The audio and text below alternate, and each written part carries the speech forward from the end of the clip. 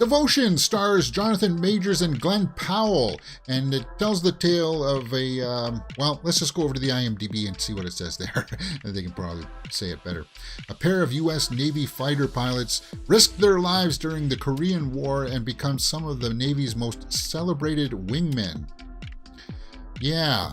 Well, guys, I saw this last night, and here's what you need to know. It's a long runtime. It's 2 hours and 20 minutes.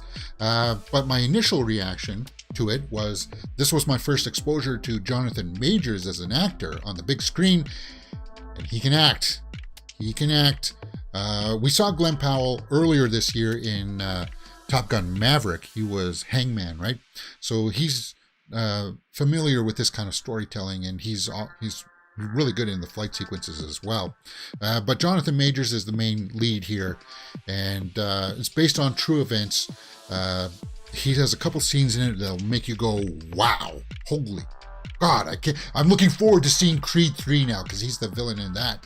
And of course, he's going to be Kang in the MCU movies coming up. He's going to be in Ant-Man and the Wasp: Quantumania, and he's going to be in his own Avengers movie, Kang Dynasty, right? So he's going to be a big player in the MCU, and this is my first exposure to him. Thumbs up for acting. Thumbs up for acting from both of these guys. They both have a couple of scenes where they're like, because they're wingmen, it's kind of like, oh, yeah. Oh, it's really well done for the acting, for sure. It's the highlight.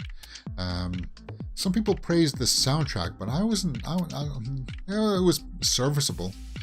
J.D. Dillard. Now, the runtime is the big thing here. It's a big problem. There's a lot of it in it. This movie takes time to breathe.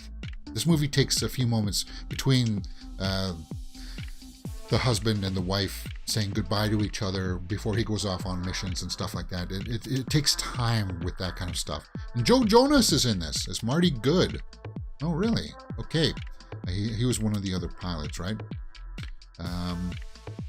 Dean Denton. Took some surprising turns. Yeah, Elizabeth Taylor was in this as well. Serinda Swan. They go to Cannes at one point and they meet Elizabeth Taylor there. But the runtime is the biggest issue here, guys. It really hampers down the film. If this was cut down, because the flight sequences are good in this. Now, it's not, I would say that Top Gun is the gold standard for all the flight sequences out there, right? For movie making. But the flight sequences in this were actually really cool, and it was cool when we got there, but as I said, the movie takes time to breathe, and we do a little bit of character study, and I really love this movie up to about the last 20 minutes or so, and then it started to rub me a little bit the wrong way. Have you ever watched that movie K2, where it's like two guys that climb up the mountain K2, highest mountain in the world, and one of them breaks like a leg, and has to get like, he has to either leave him up there or go and try to get help and then come back. But they work together to get him down. There's something about that story that reminded me of this Devotion that happens towards the end, but it felt like it was so left to the last 10 minutes. It was kind of like we didn't have time, why did we waste so much time in Cannes with them going to bars and stuff like that?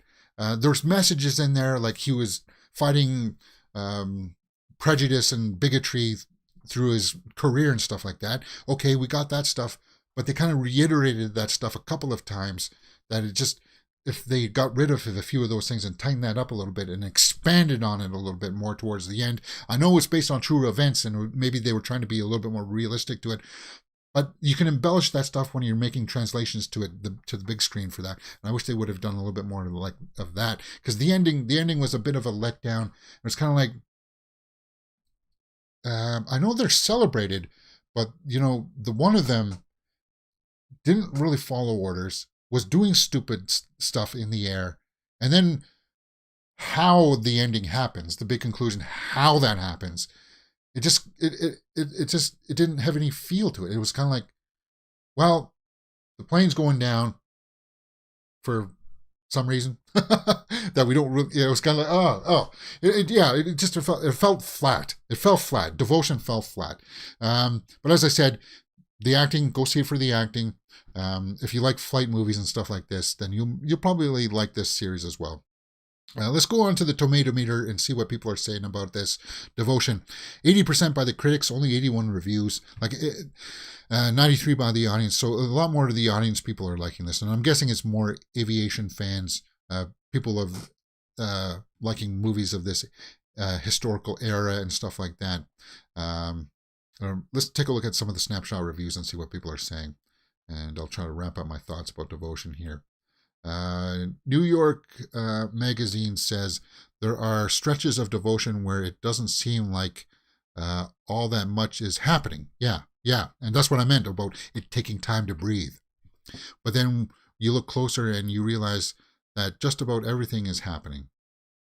What the hell? That's a positive review. AV Club says, though Majors is able to show Brown's inner turmoil, a spark with Powell never ignites. Yeah, there's an air of politeness that governs this relationship. In their attempt to present a wholesome friendship, the writers end up showing one that doesn't connect. Yeah.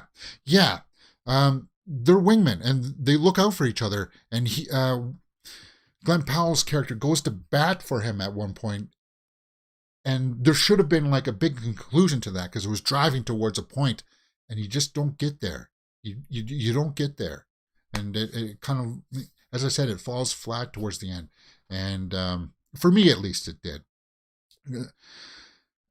I don't know if I can really recommend people seeing it in the theater. The flight sequences are cool to look at, and I do like what it made me feel like when I was watching this, because it's like them getting the missions, them prepping their ships and stuff like that, training to land on the aircraft carriers and stuff.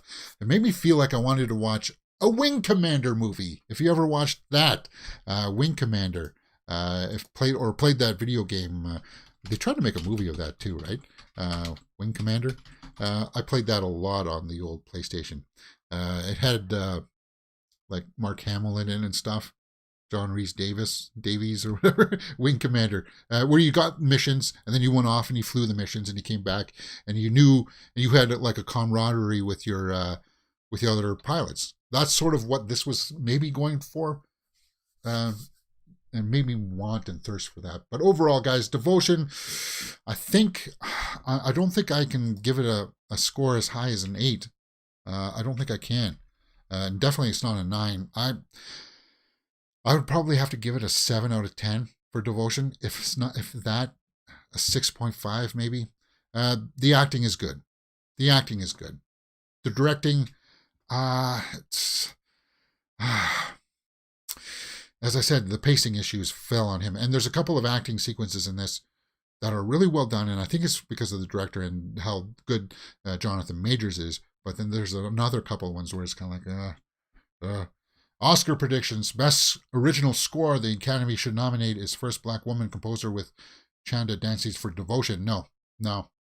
The soundtrack started off with this kind of hokey Hallmark sequence, like score to them flying. And it was like, this feels like it should be like on a Lifetime movie or something soundtrack. That's the way I felt. So no, I don't think it could be. I don't think it'll be winning best soundtrack for that. We'll come back to this story when we talk about the Oscars towards the end of the show. But overall, guys, my recommendations are that Top Gun Maverick is going to be coming back to theaters this December for a couple weeks. Go see that movie if you like the flight movies. Top Gun Maverick is still the top one, and Glen Powell's in that one too. Devotion, yeah, 6.5 from me. What do you guys think? Have you seen it? Are you going to go see it? If not, see it on the streaming services. That's where it's probably going to have a little bit more of a longevity and maybe find a little bit more of its fan base. All right, guys, that's it for me. If you like what you've seen, hit that thumbs up button and subscribe. You're watching Mirror Domains.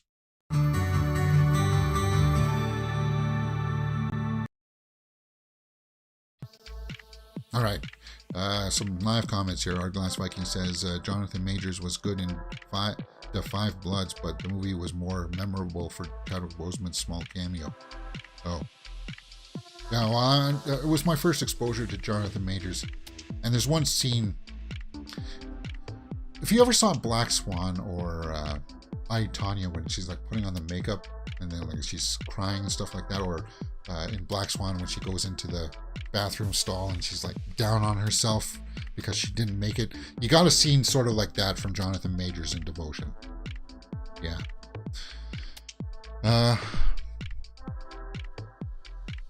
Okay. Let's get ready back for the movie news stuff here, guys. Let's get back on track. I was surprised by the second Sonic movie and was good as this is the first. Loads of lore and material to play with. Great entertainment. Yeah. Well, I'm sure Sonic had more villains than Robotnik, but I don't know. It seemed like they were trying to build an arc there, so we'll have to see. I need to see the second one. Yeah. All right. I just wet my whistle. Easy Riders getting a reboot, guys. Let's talk about that. Classic Dennis Hopper movie getting Creed style reboot. Creed style. Just talking about Creed there in our